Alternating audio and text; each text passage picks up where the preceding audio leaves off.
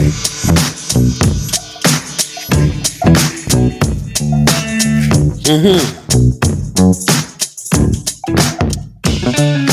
in hot. Good morning, good morning, good morning, good morning.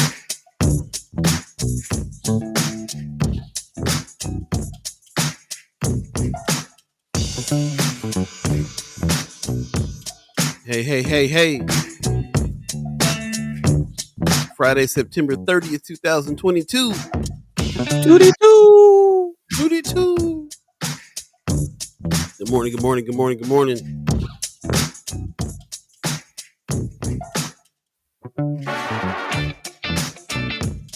What's happening? What's happening? What's happening?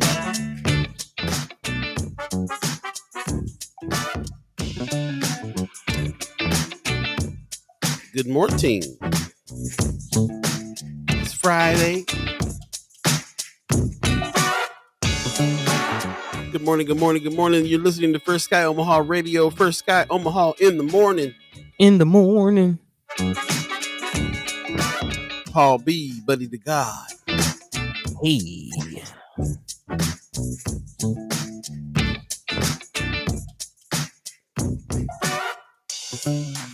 You see them Good Morning Fridays happening. What's happening, Pops? Good morning. Yeah. Says, wow, I can't believe it's Friday again. Mad love from Vegas. Appreciate it, Pops. We know you get up early over there for this. Wanda Lewis gives us a good morning. Stacey Jean says good morning. First Sky Omaha family and friends. Von Chapman says good morning with some sunshine. Amy Hutfler says good morning, familia. How you doing, Amy? And Brother Valentine says morning, fam. Got the crew in today. What's going on, y'all? Hey, hey, hey. Good morning. Ooh.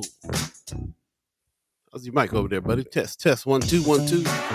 Check 1 2. Is this thing on? Hey.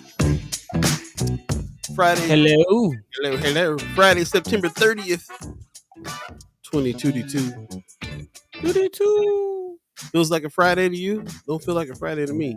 No, I don't. It don't feel like a Friday, man. Got Monday and Wednesday vibes going on today a little bit. Yeah. Yeah. I'm with Pops in the chat, man. Friday again. Like what? Yeah. Came on us fast, kind of. Man. How are y'all doing out there? How's your Friday going? You got plans for the weekend? We will be having an extensive haps today because we keep on not doing the haps all week. We got lots going on too, so lots to talk about today. We'll definitely try to stop in time to get some haps in today.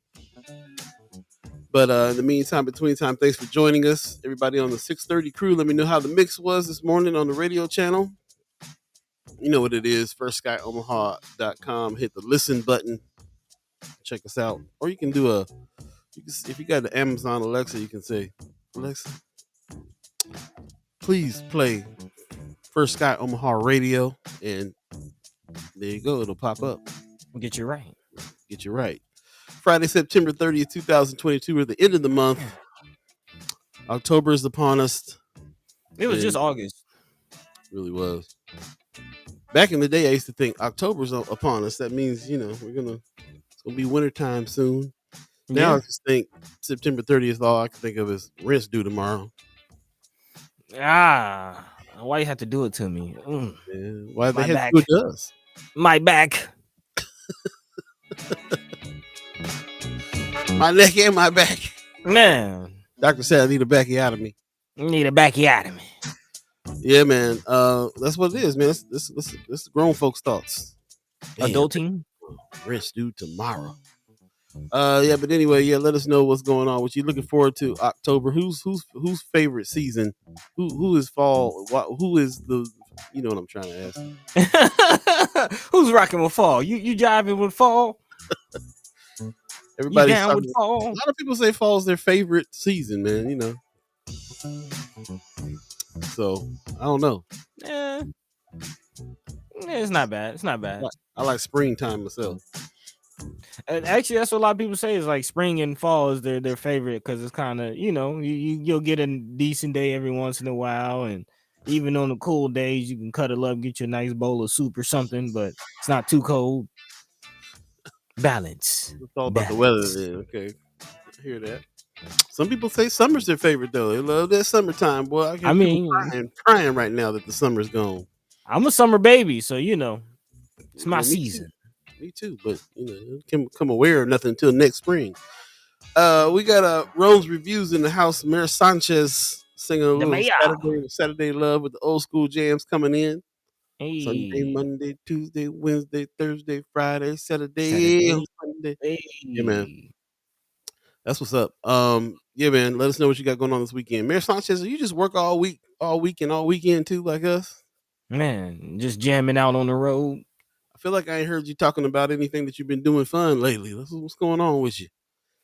We got Paul Philman in the house. What's happening? He says, good morning with Hey, some sunshine. Headed to Lincoln press conference at NDCS Central Office at 9 o'clock.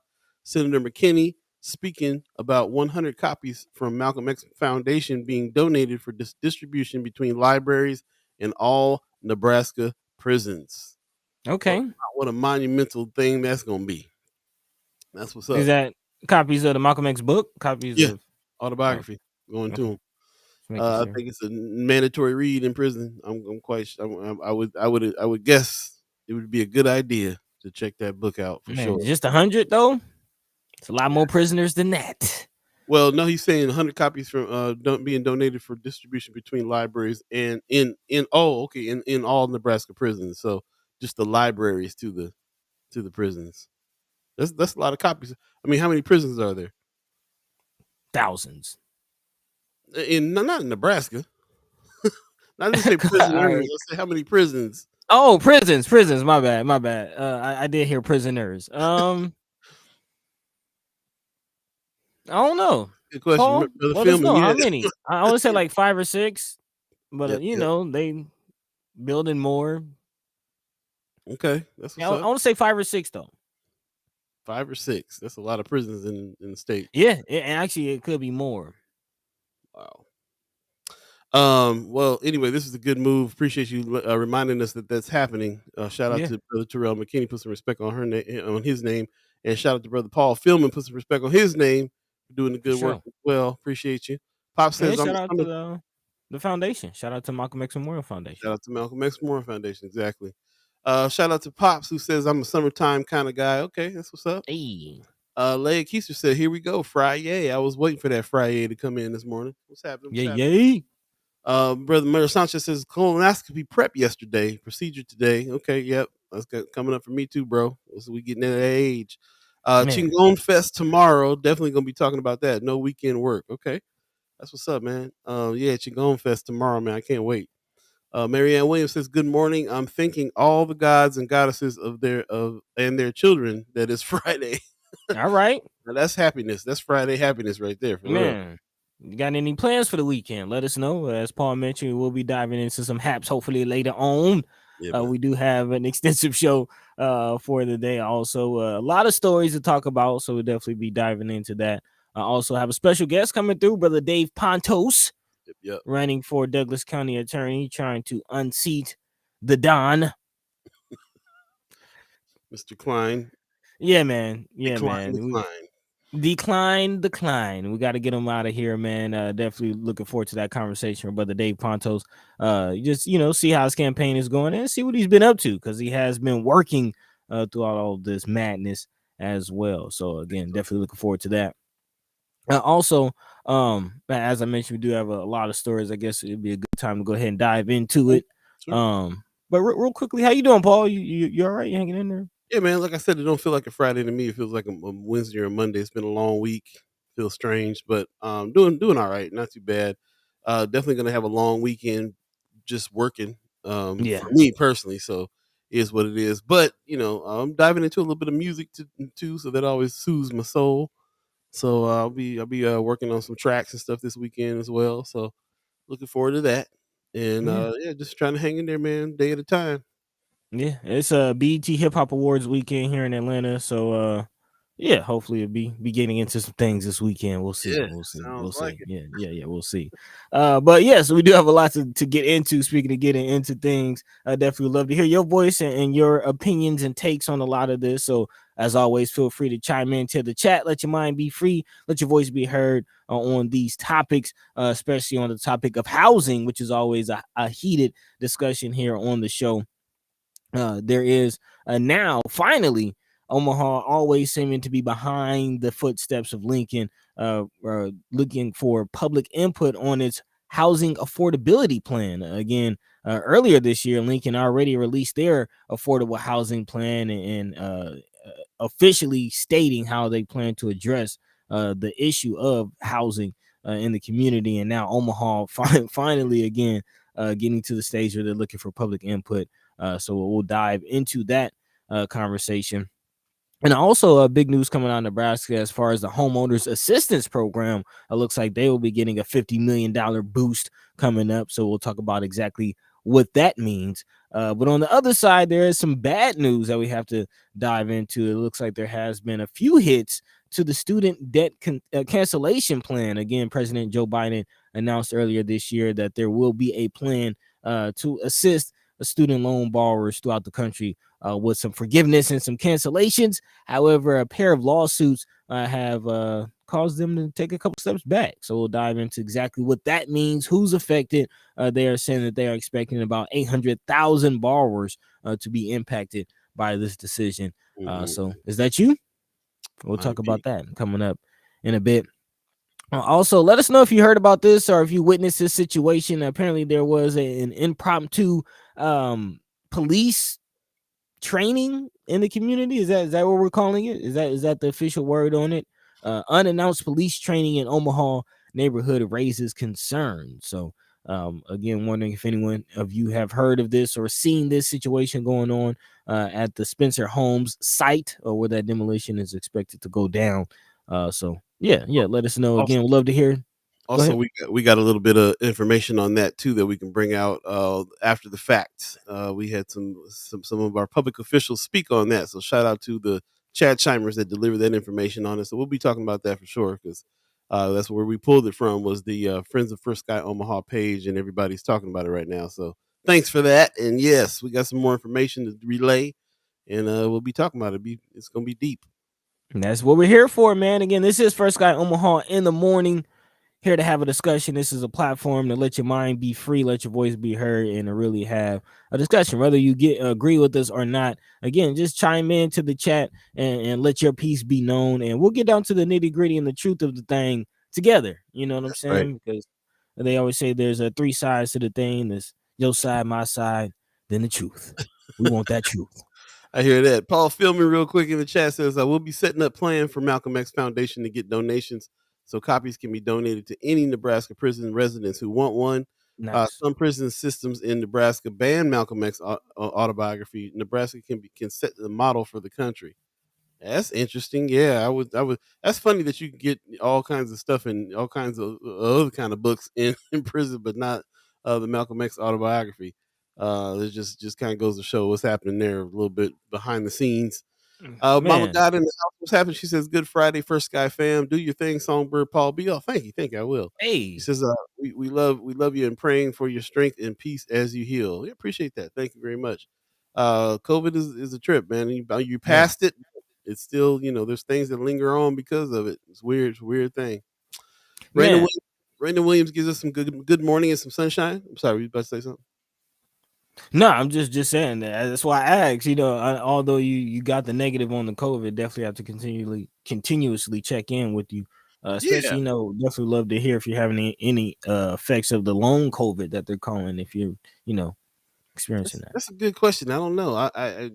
This something that I got to try to figure out. The thing I'm learning is that it affects everybody different, and you got to figure things out as you go. And I don't know what is just I'm fatigued or long COVID hanging on, or I'm just old and tired. You know what I'm saying? Like, who knows what it is? I don't know. Yeah, could be all tree, boss. Could be all tree. All tree. Raymond Williams says, "Good morning, some sunshine. Good morning to you, Von Hey. Chadwick.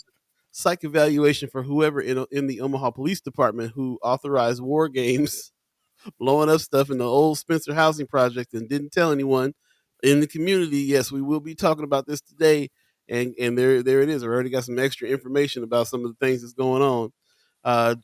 Josh Texas, happy Friday, fam. Happy Friday to you. Hey. Manny About Town in the house says they were doing bomb tests. It's funny, man. I heard people all the way in Blackstone talking about, hey, did anybody hear these? Was it just me, or were there bombs that went off last in the morning? Paul Phillips says, sorry, Malcolm not banned in Nebraska, but others. Yeah, we got you.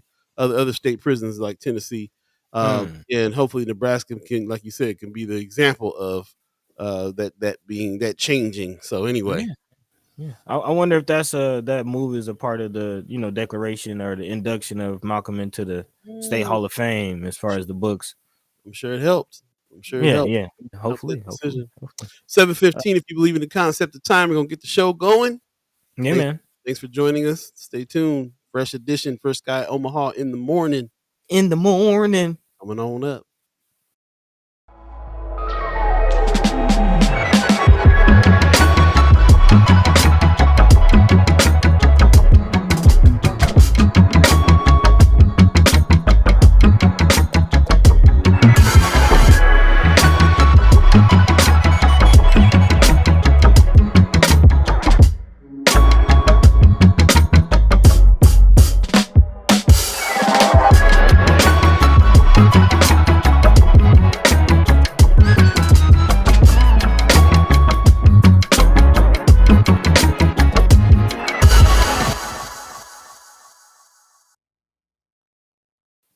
What up? Good morning. You're listening to First Sky Omaha Radio. First Sky Omaha in the morning.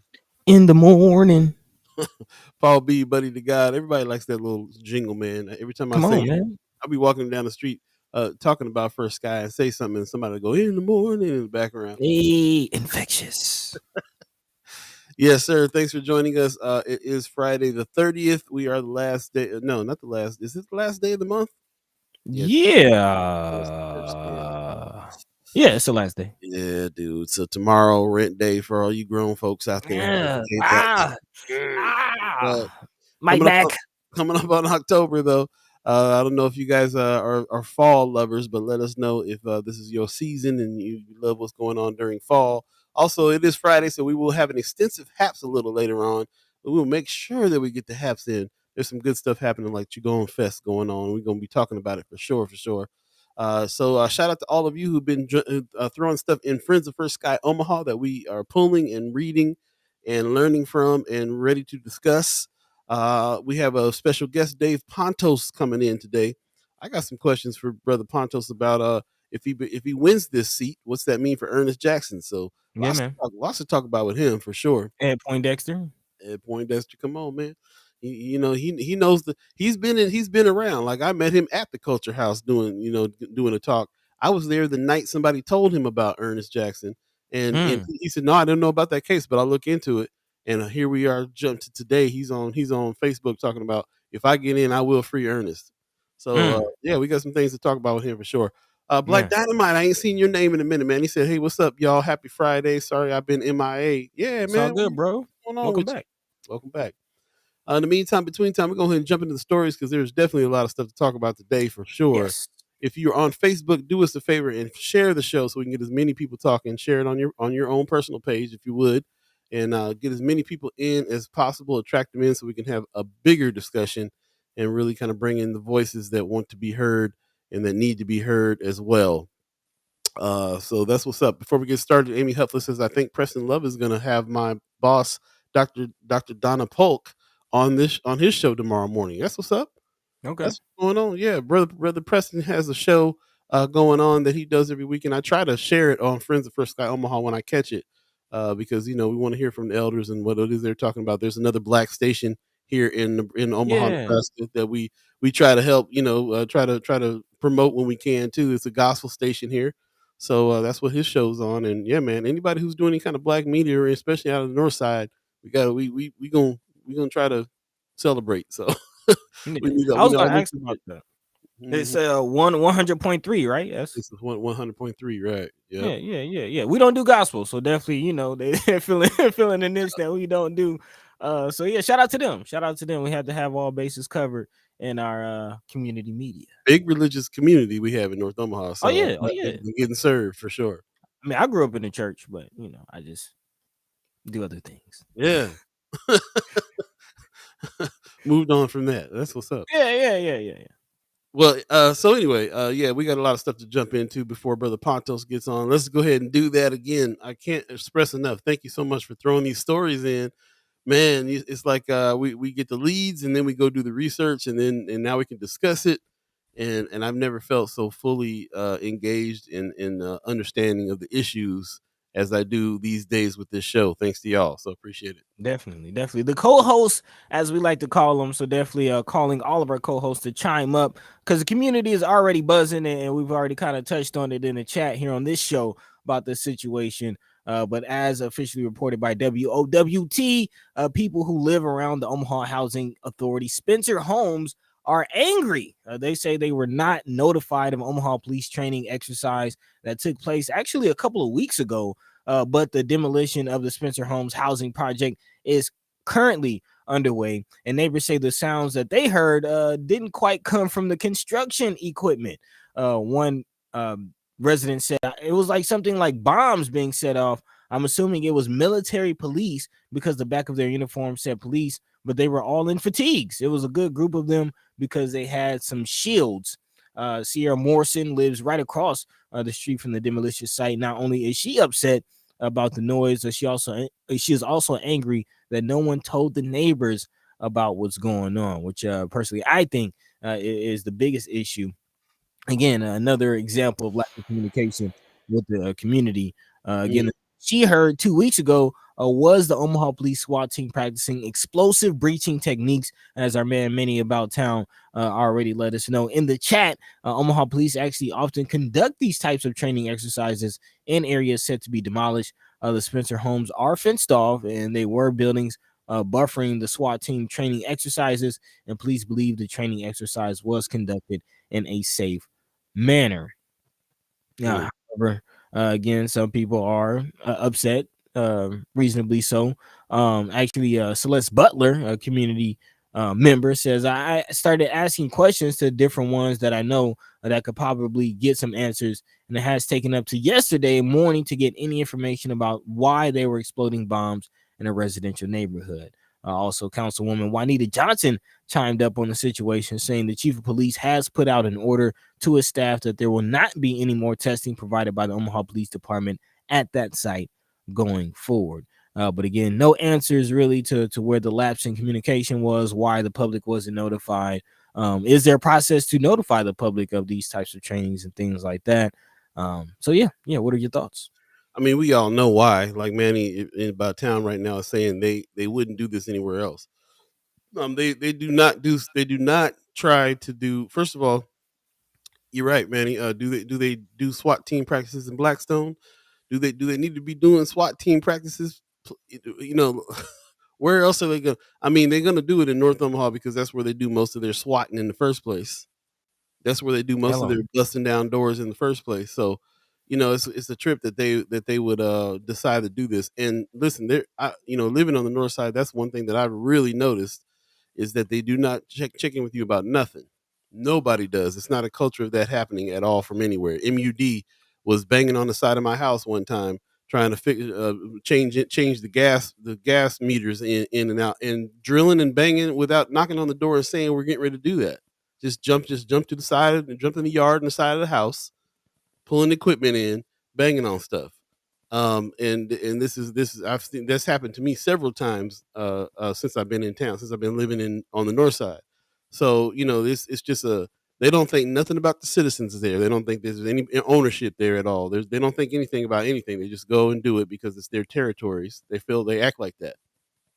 So, it's Rose Bruce. I got swatted one time long ago. Yeah, man, they'll bust your door down in a minute, and then Man, they're practicing on doors here. It's pretty infuriating, and yeah, they should be notifying people. They should be doing this on other in other places on grounds that are neutral. I mean, there's just too much to that. The CD. I was working for Metro. The CDL program was the where they were testing the trucks out. They had fire trucks come and practice putting out automobiles and trucks and stuff that were on fire. And I thought that's a good idea. You got an off site somewhere that's nothing's going to get nobody can accidentally get hurt to Mm-hmm. do this kind of demo stuff. Well, why would they do this? Why would they do these things in our neighborhoods? Any kid could be walking by, anything could be happening. Anything could happen when you're doing it in a residential area. First of all, second of all, why wouldn't you tell the residents around you that you're doing it? It's absolutely ridiculous. I mean, I will say on the surface, it makes sense. Okay, the building is being demolished. Hey, let's just get a quick training in there. Okay, I can see that thought on the surface, but once you think about it a little bit, like they're buying tanks and helicopters, they don't have a training facility. You're telling me they're making all these investments. They don't have a training facility. Why? They're in partnership with Blackstone. They can't go out there to train, or not Blackstone, but Tactical 88. They can't go out there to train. They're not gonna blow nothing up there. That's a family It's a fun gun range. place. Right? That's an amusement park. What are you talking about? Why would they do that?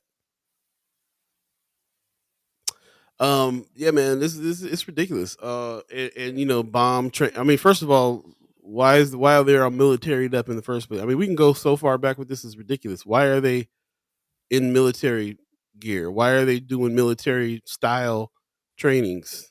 Why are they drop? Why what? When's the last time you heard about bombs dropping and stuff like going off and stuff like that in neighborhoods? It's only been in the black neighborhoods they do stuff like that. I saw somebody call it war games. That's exactly what it is. Black Exactly what Dynamite, it is. Black Dynamite in the chat says, "Yeah, the police practicing stuff like that in North and South O seems like a bit of a show off. Kind of like look, and what we can and will definitely need to let the people know. Like show of force." Mm-hmm. Manny says, "Well, what are they trying for?" Tanaya Patterson says, "No respect." Pop says, "Wow, Paul, this story is insane. They were doing major work on your house without your a heads up several times. Several times. They don't give you a heads up about nothing. They first of all they thought that they probably just thought, well, here's a guy who's renting this house out. Not that his family owns this house, and we need to inform the family that this is happening. The family did not get a call. This kind of stuff happens all the time because they treat this area, they treat the north side area like it's their territory, and all these people are just transients in it. Manny Bowtown says the other buildings like that are in South Omaha. They're going to practice there now, maybe. Uh, like Dynamite says, there's definitely a training center on Blair High and Rainwood Road. Okay. Marianne Williams says, besides purposeful disrespect, it's meant to intimidate. They should be required to inform the council and residents. Rose Review says cooperation by intimidation. Wanda Lewis says the fire department practices in North Omaha as well. Yeah, they do. They probably I burning know some of them this part. buildings. Yeah, I mean, sure they get a whole lot of practice in North Omaha. As many buildings is burning down all the time on accidentally It's- burning down. and they're abandoned. Nobody's living there. Yeah, we can just do So what we want. the extra news that I got is that Juanita Johnson called for a meeting with Schmatter, got a meeting, said something. Now Schmatter's pulling back, like we'll come out of those neighborhoods with that. No, they Yeah. knew they was wrong for that. No, they were wrong for that. The representative had one meeting, one conversation. They came back and pulled all this stuff, pulled all their military back. Wasn't there like a bill to demilitarize city police departments? Yeah, I think there's definitely people fighting for that. Yeah. Manny says Let me they see shouldn't do this at all. That's why they didn't ask anyone. No one would say okay to this. Exactly.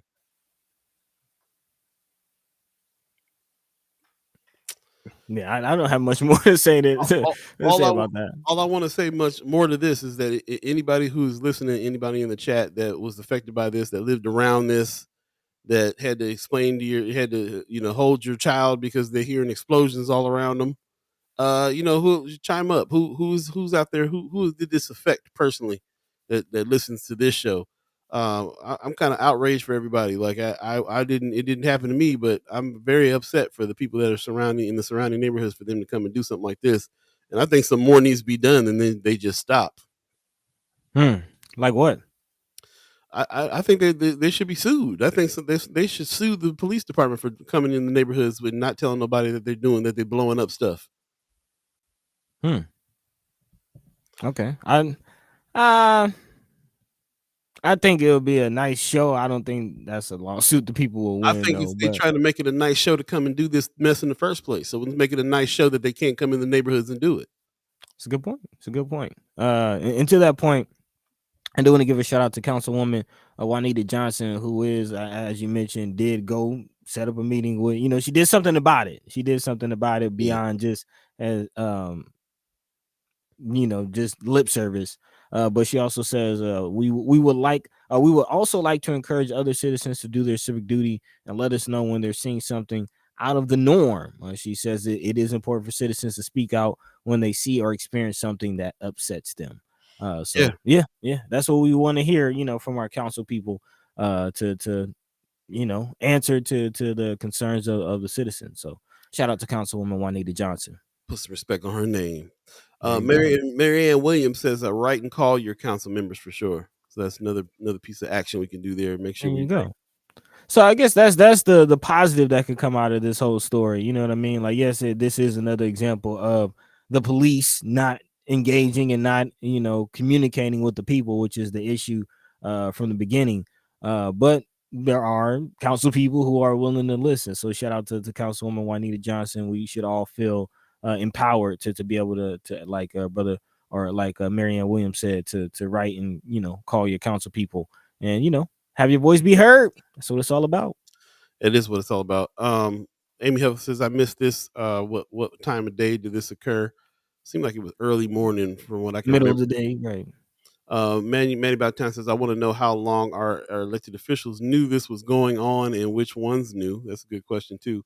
Hmm. Von Chapman says, "A prime example of why mandatory psych evaluation should be given to Omaha Police Department going forward, to also include city, county, and state officials, the mayor, the governor, everyone in Nebraska Industrial Prison Complex." Yeah, man, psych evaluations for everybody, all psych evaluations all around. Let's get everybody tested. Don't know what kind of situation we'd be in after that, after those results came back. Wanda Lewis asking, doesn't 75 North own that property currently? I wonder if they And asked that's him. Wanda Lewis and me are on the same page. As you see me stroking the hairs on my chinny chin, I'm thinking like, yeah, like, I doubt that they just showed up blowing stuff up. I mean, there's Nah, construction I don't workers doubt it. there. There, I don't doubt it.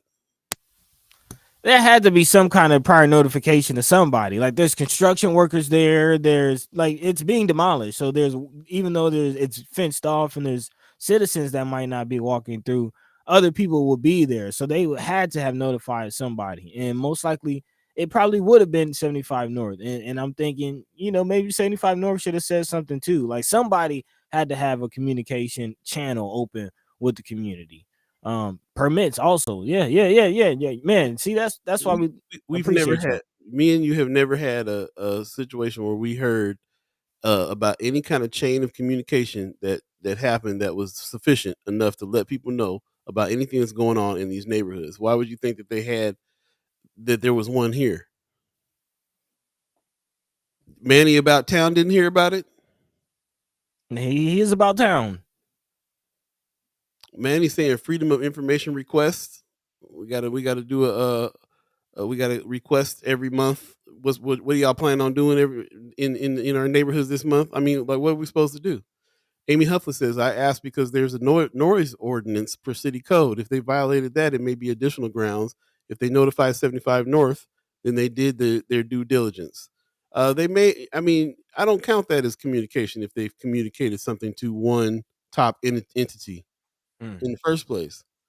They should have let everybody else know what was going on too. Those neighborhoods didn't know. Rome's Reviews is asking about that too. City noise ordinance was not violated. No suit. There's a whole bunch of suits as far as I'm concerned. I'd find a whole bunch of reasons to sue them. If I lived anywhere close to that mess and that bomb going off rocked my house or woke up little man or anything, I'd be in their face. No pushback from me. Good morning, Brooke. Wanda Lewis said could have saved on demo costs. Yeah, Yeah, there's and a lot here. yeah, and I would like to kind of bring that point up on a side note again. The Spencer Homes is being demolished. The make for revitalization project. Those old brick buildings will be replaced with apartments, single family homes, and townhomes. So I don't know, man. We'll Any other see. building, any buildings in I've never heard of like them bombing buildings down. If there's a whole lot of buildings around the Omaha metro that get torn down and dismantled. They don't use it. They don't use SWAT team, and they don't do a bunch of stuff to while they have the opportunity to tear stuff down like that. They wouldn't do that nowhere else in town, but in the north side. Uh, Brother Valentine says Bellevue notifies residents about military exercises on a regular basis. So anyway, yeah, moving on. I don't care. I'm not giving them the benefit of the doubt on this one. They came in and they did some foul stuff, and even Juanita Johnson had to step in and say, Man, you know, that had to step up. had to step But up. no, you guys kind of convinced me. Maybe there might be some grounds for a suit. We'll see. Yeah. Yeah, we'll take a quick break. Stay tuned. You're listening to First Sky Omaha Radio. First Sky Omaha in the morning. In the morning. Paul B, Buddi3 Da Gawd, all of you chat chimers, stay tuned. We'll be right back.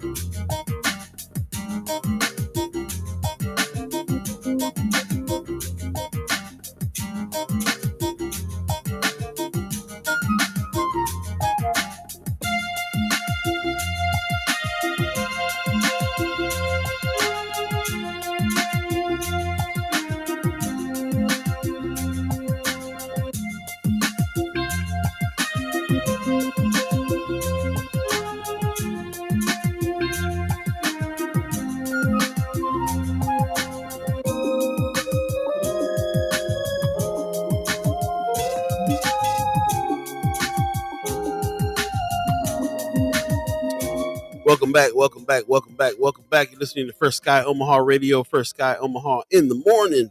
In the morning. Paul B, Buddi3 Da Gawd.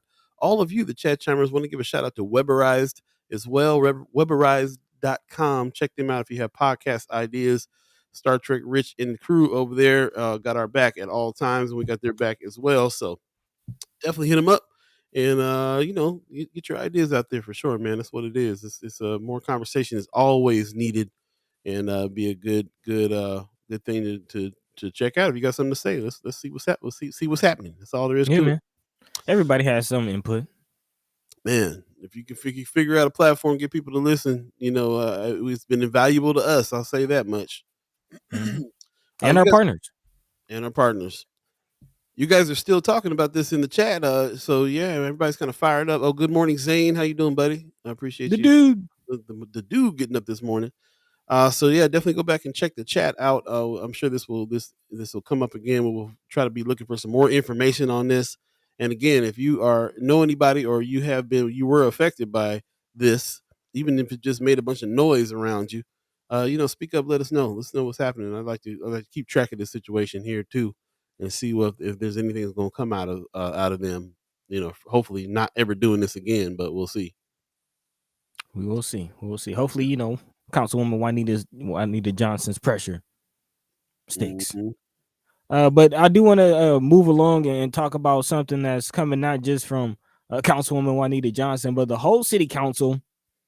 Talking about this housing affordability action plan that's coming out as a 38-page action document that is set to kind of be torn apart by the public, man. Again, I mentioned that Omaha is always steps behind. 1 second. Can you still hear me? Mm-hmm. Okay. Omaha is always steps behind Lincoln. And again, Lincoln released their housing affordability action plan earlier this year. And now, after months and months of working on it, again, private developers seeking the sometimes controversial public subsidy tax increment financing, of course, at the center of this. Okay, can you hear me? Okay, I'm sorry, having technical difficulties with this mic again. But those developers seeking TIF might have a little harder time, as a part of this action plan that Omaha is rolling out does include a possible mandate that TIF residential projects will include a certain percentage of affordable housing units. Again, the goal of the action plan is to identify ways to make Omaha's roughly 500,000 residents achieve more affordable housing options. It also fulfills the Nebraska legislature approved Municipal Density and Missing Middle Housing Acts. Strategies were based on an extensive public input process and analysis of demographic and market trends. Um, Apparently, the city is defining uh, affordable housing using the Federal Housing and Urban Development Description, which uh, says that the occupant pays no more than 30%, which is something that we heard, of gross income for housing costs, which does include utilities. Nebraska's recent Missing Middle Housing Act explains affordable as dwellings that target households earning more, or excuse me, no more than 80% of the local adjusted median income as set forth by HUD. Public comment on the draft report is to be accepted through October 14th. So again, you still have an opportunity to let your voice be heard on the situation. Then a final plan will go to Omaha Planning Board, City Council, and the mayor for final approval. Many individual recommendations and regulation changes still would require additional and separate approval beyond the report. But again, Amy Haas of RDG Planning and Design, which is working with Omaha Planning Department to develop this plan, says Omaha's housing needs are broad and complex. And for this reason, this plan should work in unison with other city planning efforts with regular updates to ensure strategies remain relevant. So this definitely can be a one-time plan that they just announce and kind of let it do what it does on its own. This will take real investment. Go figure. Mm. So yeah, what are your thoughts? Have any of you heard of anything coming out of this plan? Have any of you been a part of this extensive public input process that they are saying has already been underway? And yeah, what are your thoughts or expectations from this plan? Do you remember us talking about any time frame where there was going to be some public input on this? No. I remember the report or the announcement that they would be working on a plan, but I did not hear about any public input processes. Yeah, let us know if anybody is has was a part of that or went to that or heard anybody go to that, because I haven't. I haven't heard anybody who went and did any public input on this at all. I Still don't kind know, Manny. of. Manny, you work closely with the planning department. Have you heard anything? Do you when were these conversations being held? If you're still in, brother Manny. Yeah, those are good questions. Also, anybody seen any ways that this can help us, or are you in a situation that you might be able to get some assistance here with this? Not really. I'm still all the way not really sure about what it is. Well, I'm looking through a document that they have linked in the article, and they apparently there was actually I can show you better than I can tell you. There were several meetings, but less than 200 people total showed up to these. So I don't know. It doesn't seem like there's much buy-in, but as you see, between May 4th and May 17th of this year, there were 7 different open house meetings. And again, not many people showed up. 32, 51, 25, less than 200 people total gave input on this whole plan that impacts, hundreds of thousands.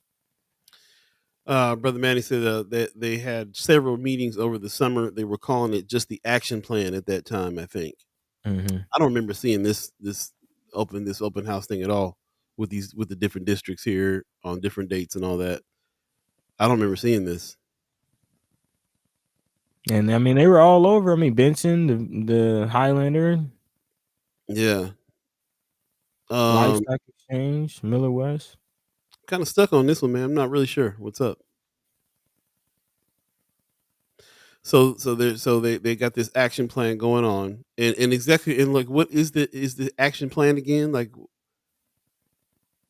Manny said the council people were promoting it. I think this is for home ownership that we're talking about here, right? That's what this plan is, to help No, people. this plan. Well, not necessarily ownership. I'm thinking this is also just rental. Affordable housing that's attached to. Just housing that people can afford, period. Whether Yeah, you're trying to rent or buy. but what is it? I mean, what is it attached to? They had to put that in place in order for you to have affordable housing, because they did what? What was the first part of the. Oh, well, one, because people need housing, but two, there is, if it fulfills the Nebraska Municipal Density and Missing Middle Housing Act. Middle Housing Act? That's okay. So I do remember us talking about that. Manny says affordable housing, both, yeah, rental and purchasing, Right. and Uh, mhm. LB 8. See, just a little more background on the act. It's LB 866, which was introduced by Senator Justin Wayne. Put some respect on his name, which adopts the Municipal Density and Missing Middle Housing Act. The bill incentivizes affordable housing projects by establishing a workforce housing investment grant program for urban areas of the state and requiring affordable housing action plans. So this plan is to fulfill that requirement of the act. Mm. Terry Crawford in the chat says, one was held at the CEC I attended. There was no opportunity for public comment. What? Ain't that the point? What do you mean? Reason why they had that meeting? So what was it? Just like a dictation, like a one-way presentation? This is what's going to happen. Anybody else in the chat hit these meetings up at any point and found that out? And what does it mean? I'm trying to get to that point. I'm trying to get to be okay. So there's this thing that exists. What can you do? Can people find housing from this? Like, who's benefiting? What's going on here? Manny says they are taking public comment now for a month or so. Now that they've aggregated people now they've aggregated people's input. So more public comment. They're taking public comment now. I guess there's certain people that have put some input in. We're not running across anybody right now except for who just said they were there. Terry Crawford, the only person that in the chat that said they were at one of these meetings. So I'm not sure. I don't know. Yeah. But I will say, although less than 200 people showed up to these meetings, TIF seems to have been, the resounding issue from those input, at least according to this Nebraska Examiner article. It says during the public input sessions, many Omahans expressed frustration that there was no affordability requirements linked to city-approved TIF awards. As we've seen, there have been TIF projects aplenty over the last several years. Thus emerged the recommendation to look at forcing developers to replace one for one both subsidized and unsubsidized affordable units that are lost. TIF awards also could come with the new caveat requiring a certain ratio of affordable units or a fee if that's what the developer prefers. So there are incentives towards making more units that they develop affordable. We'll see how this plays out, though. And that leads us to the next thing. Well, first of all, in the chat, Manny About Town says they can make recommendations. It will be up to elected officials to make policies and make something happen. Right. So again, got to get the people in the seats. Wanda Lewis says, I watched it on Zoom. They spoke of other housing options such as AUDs, accessory dwelling units. Also, Manny About Town says, at one point, there was a lot of support for making source of income discrimination illegal. I wonder if that made the plan. So a lot of questions here, and it always brings us back to some of the things like we're talking about here. Von Chapman in the chat says constant market rate increases would cause any current definition of affordable housing to also constantly change. And it's a good point. The market is always fluctuating all the time, which changes the definitions. We've been asking that question: what is affordable housing for a year and a half now? And this time they have this definition that's saying 30% of your income, which includes utilities, is the definition now of affordable housing for this particular project. So, how does that work when it comes to purchasing homes? How does that work when it comes to renting homes? I got a lot of questions here. Tanaya Patterson says, action plans are a dime a dozen. $1,400 apartments are not sustainable. Another apartment complex was thrown up on 20th and Hamilton. No doubt, starting at $1,000 plus. So they're going to come in at the market rate, and then these programs are supposed to make it affordable by saying, but you only got to pay, 30% of your income in order to be in these. How many of them are there? And the big question for me is how does this work with purchasing homes? So there's a lot of questions here for a show that has been going on for a year and a half, almost 2 years, and we talk 3 times a week, and we talk 2 hours a day every time we do it, and we've been talking about this particular subject A extensively lot. with 30 to 40, 50 plus people all the time. How are we all confused right now? What's going on? I don't have the answer to these questions. Yeah. But as one chat charmer said, it's not complex. It's not complicated. It's design. It's the machine is operating as it is designed to operate. But I will say there are some strategies as they are trying to figure out this plan that are also being considered beyond just the TIF incentives and requirements. Also, there's talk about a development fund being created that can expand affordable housing options of all types. That fund would be capitalized through a bond issue requiring a community vote or a fee applied to certain new housing development. So again, more incentives and fees for developers. Also suggested in the report changing housing code revisions to dramatically increase the amount of residential ground that allows middle density housing, as far as whether a certain area of the community is coded as commercial, residential, industrial, what have you. Middle density income housing are building types with multiple units that range in style from duplexes and triplexes to cottage clusters and townhouses. Also been explored in the plan is expanding repair and weatherization programs. That's something that has been brought up in previous conversations about assisting homeowners with weatherizing their home and things like that. Also evaluate and modify minimum parking requirements across all districts, allowing residential use. Create a property tax reimbursement for low-income households that do not qualify for the homestead exemption program. That could be a big thing as far as property tax reimbursement. I know a few chat chimers have shared their experience with property tax increases lately, so it'd be pretty nice if they can get some of that loot back. And then also it is being explored whether or not to expand rent and utility programs through a developmental fund or city housing bond. So there are some things that could directly impact one's ability to gain housing, or to at least have extra funding for housing that they might not be able to afford on their own. Again, 200 people so far speaking up and engaging with this plan. Not much. I would definitely like to see more. So hopefully, many of us can either tell a friend or engage ourselves with this action plan to make sure the city gets it right, because this is something that needs to be done and addressed in a real way. We need to see how many people can benefit from this as well. If this is just going to a handful of people that know how to jump through the hoops, or or is it going to be a significant amount of people that are able to benefit from all these things you just laid out. So Yeah. we'll see. Again, I guess try to keep our eye on this.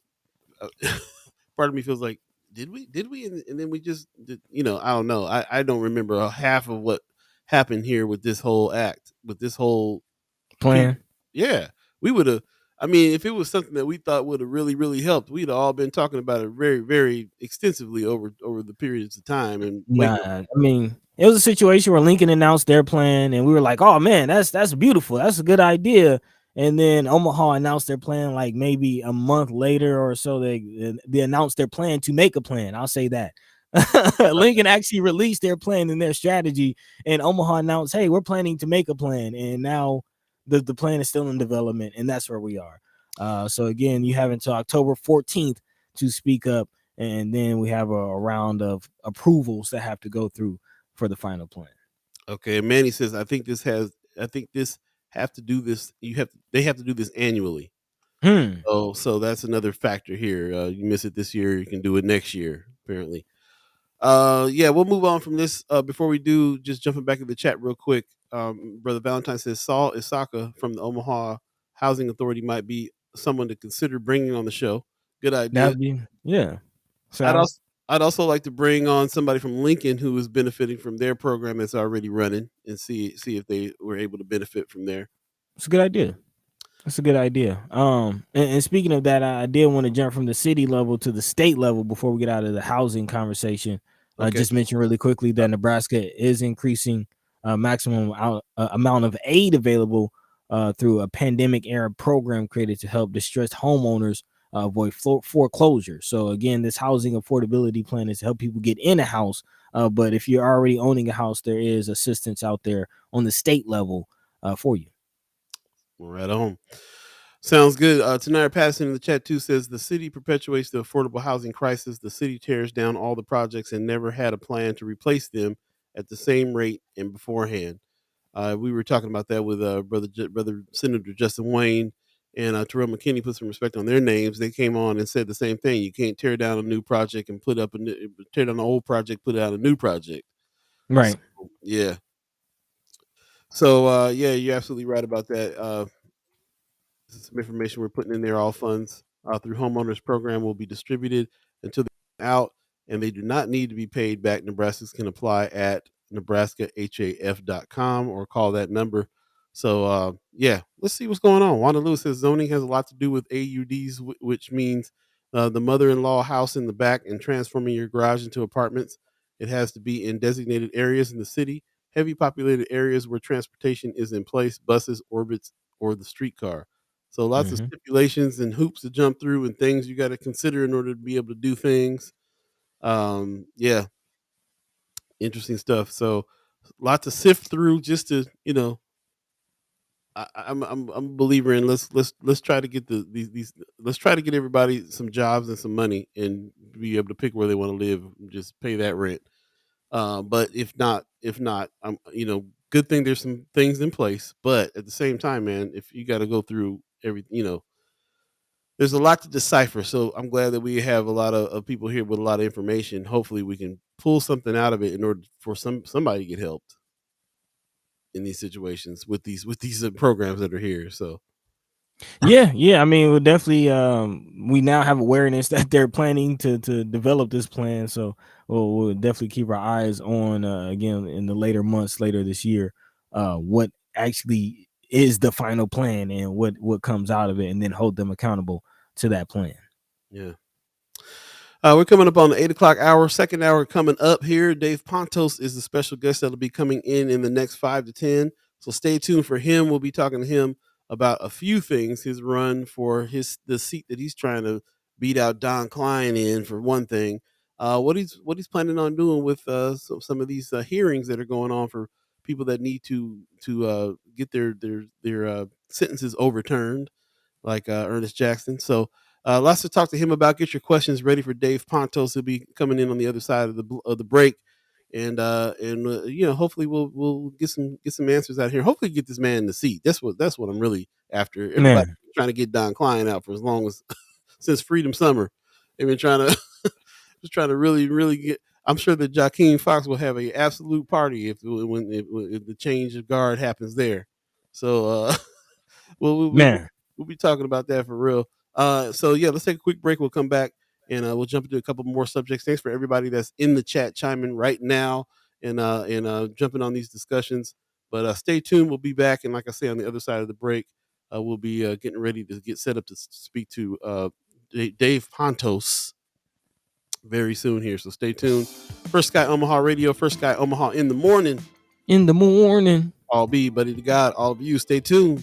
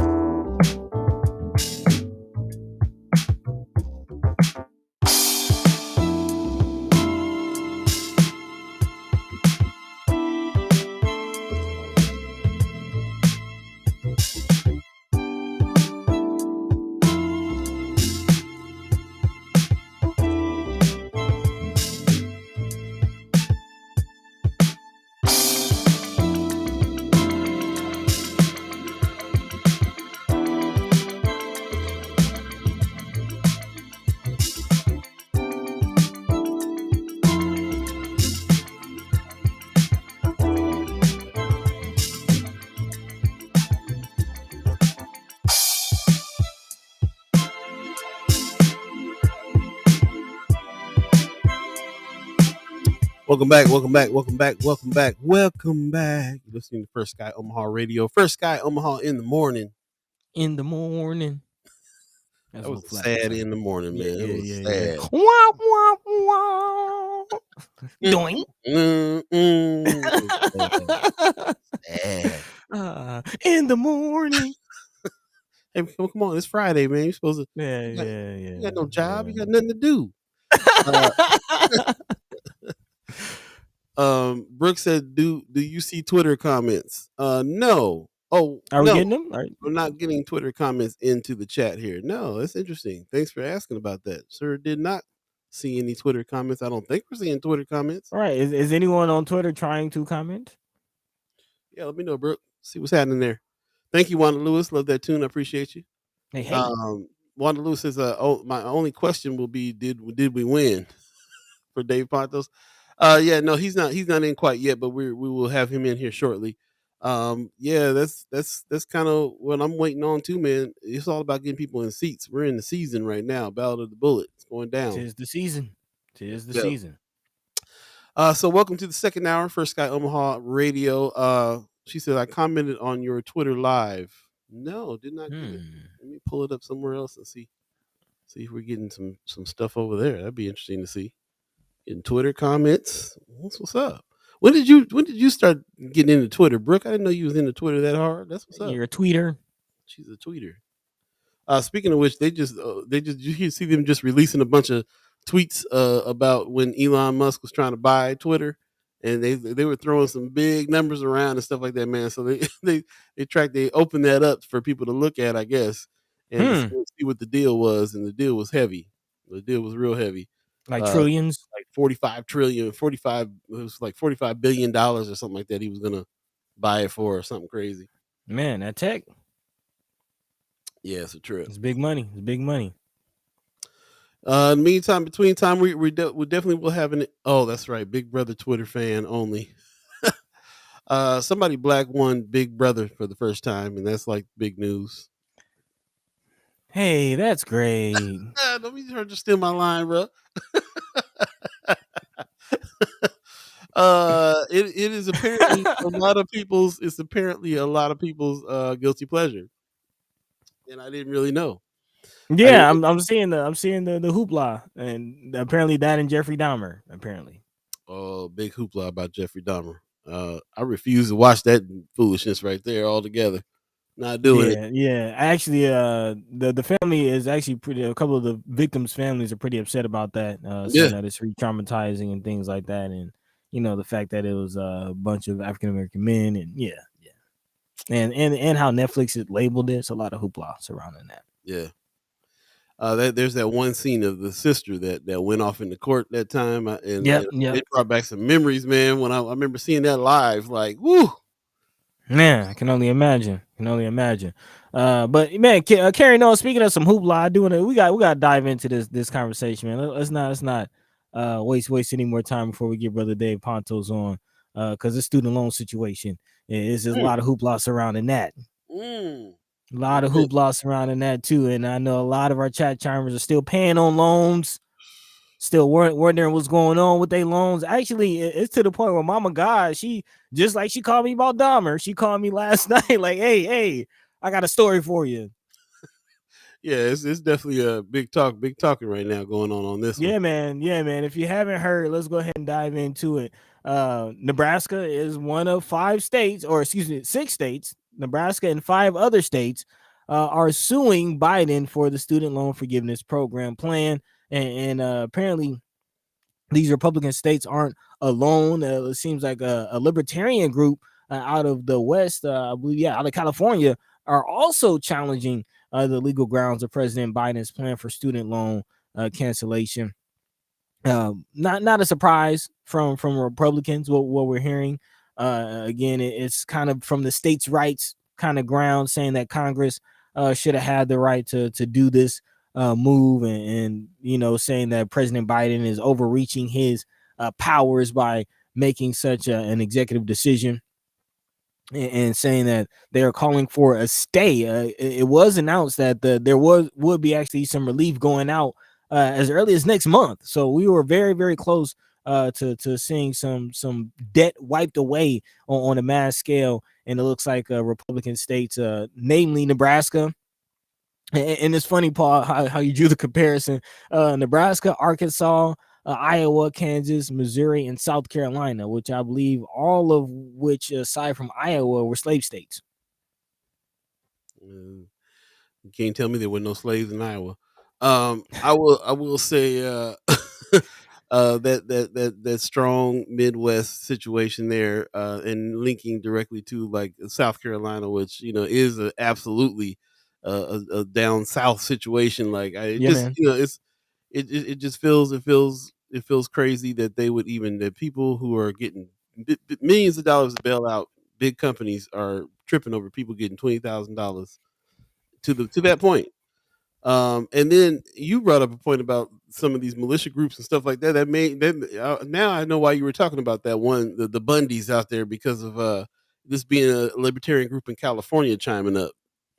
And Yeah, yeah, it's funny. So you're not surprised that this lawsuit coming out of these states, these Republican-led states, it's kind of par for the Republican, script, if you will, that we're always talking about. And as you know, Ricketts is chiming up, giving his kudos to state attorney, or not state attorney, but Attorney General Doug Peterson's office, for quote unquote stepping up. What do he say? Shout out to Doug Peterson's office for stepping up with these other states to hold the Biden Harris administration accountable to the law. And I'm not sure, I'm not familiar with the libertarian platform, but it did kind of make me think. Okay, there's the Republican script. Are libertarians and Republicans teaming up? And maybe, again, I'm not familiar with the libertarian platform. Maybe it's someone who is more familiar with their platform. Is that something that happens often, as far as libertarians and Republicans aligning politically often? Is that something that happens often? I haven't heard about that. I have heard though that those libertarian groups were one of their biggest arguments about this thing were they weren't asking for student loan forgiveness, and so they shouldn't have to pay taxes on it, because I guess there will be taxes that are getting paid that you have to pay if you receive that. I don't know. All I know is that they were saying we didn't ask for it, so we shouldn't have to pay for it, or some kind of way.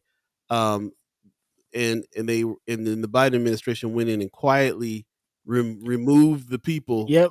removed instead of answering that, just kind of like disqualified a bunch of people so that they can quietly get rid of that part.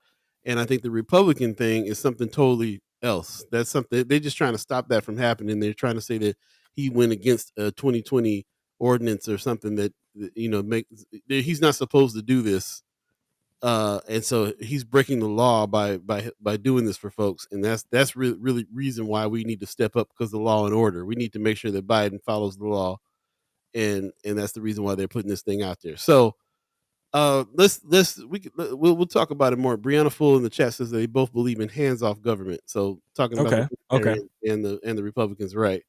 Libertarians even more than the Republicans on that tip, on the hands off part. At least Republicans like to have state control. Um, Libertarians are like no control from what I understand about them. Brother Valentine says, never thought I would see the day when where Nebraska and South Carolina are mentioned in the same sentence. I don't know. I think we've been talking about that for a minute. I see this is the most segregated. I've never lived down south. This is the closest I've gotten to it, and that's what I've been feeling like this whole time. Uh, Hmm. Sean McCarthy said libertarian philosophy is basically an every man for himself platform. No social security, no unemployment insurance, no nothing. Marianne Williams says Nebraska is saying that taxes collected from student loan debt forgiveness funds state pensions accounts. That is insane on its own. But the party that gave the top tax bracket a break in their taxes this year is now saying students shouldn't be taxed on loan forgiveness, and that the state is dependent on it. Yeah, that's crazy. Yeah. That's crazy. It's hypocrisy, is what it is. Yeah. Manny said they probably just invested in student loans. Brother I'm Van- pretty sure a lot of these people are investing in some of these loan underwriters, and some of the companies that's holding these loans, and that's kind of at the heart of the situation is whether or not you have a private or a public loan. And some of these private loan holders are definitely trying to hold on to it. And I wouldn't be surprised if some of these elected officials are in bed with these private loan holders. Yeah. And that was a change that was made as Very far true. as public and private. We're going to go ahead and table this conversation. We'll come back to it a little later on. We got a special guest in the house. As we were saying, that our man Dave Pantos is coming on. If you got questions for him, get ready. And ladies and gentlemen, we got Dave Pantos on this morning. Hey, Good morning. morning. Morning. How you doing, How are man? y'all doing? Hanging in there. How about yourself?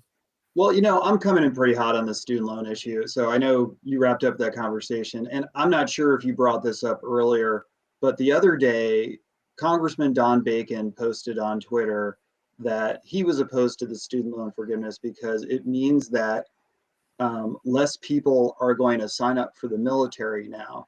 So it's just like, okay, so we want these low income people to be fodder for foreign wars or what have you.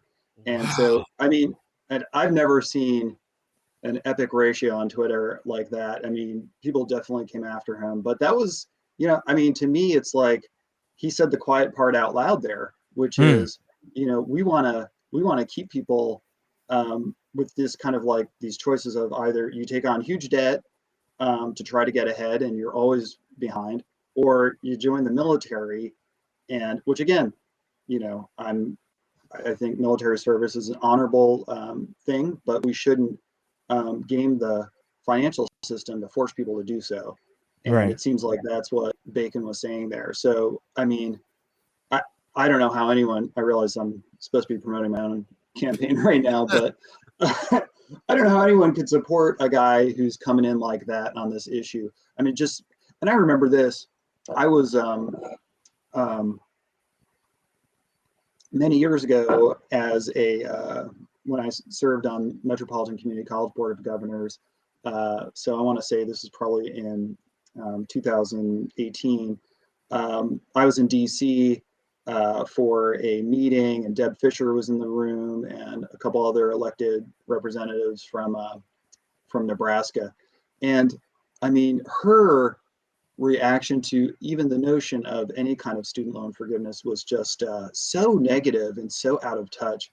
I mean, she was saying, well, these people who take out these $500,000 loans for liberal arts degrees, I'm just like, that is not the reality. The reality is people who, needed some kind of loan to get, a certificate or the training they need to get a job, to get ahead. And if something goes awry, or maybe they got tricked into signing up for some kind of private college that didn't deliver on the promised training, there's just so many examples of this kind of thing. And so I'm glad you guys are covering this. I think the fact that Nebraska is part of this lawsuit, I think State Senator Megan Hunt put it best last night on Twitter. She said, why is it that young people aren't moving to Nebraska with a screenshot of the lawsuit? It's like, yeah, here we have an election coming up. The attorney general position, so the attorney general of Nebraska is part of this lawsuit. Yep. This position is up for election. It's an open seat, which means there's no incumbent running. The current guy is moving on.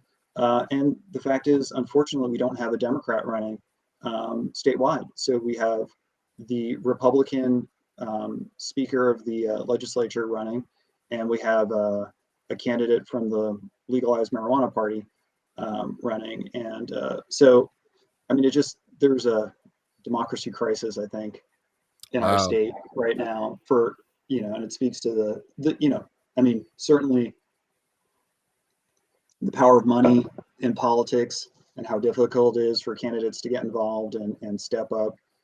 Certainly, in local elections as well as statewide. Mm-hmm. So, I mean, with huge issues like people's massive crushing student loan debt on the ballot, basically, the fact that we don't have a Democrat running against I'm sure the guy who's running from the Republican side, his name is Hilgers. He's going to continue this lawsuit for sure. So that is, Yeah. So yeah, And, I feel like this is a big, and it speaks to the what's at stake in this election. Mhm. I open, I and again, look, I'm running for Douglas County attorney, and my big issue as to why I was interested in running originally was like just to get Don Klein out because of the handling of Scurlock, the murder of James, and how he treated the grand jury and all those kinds of things.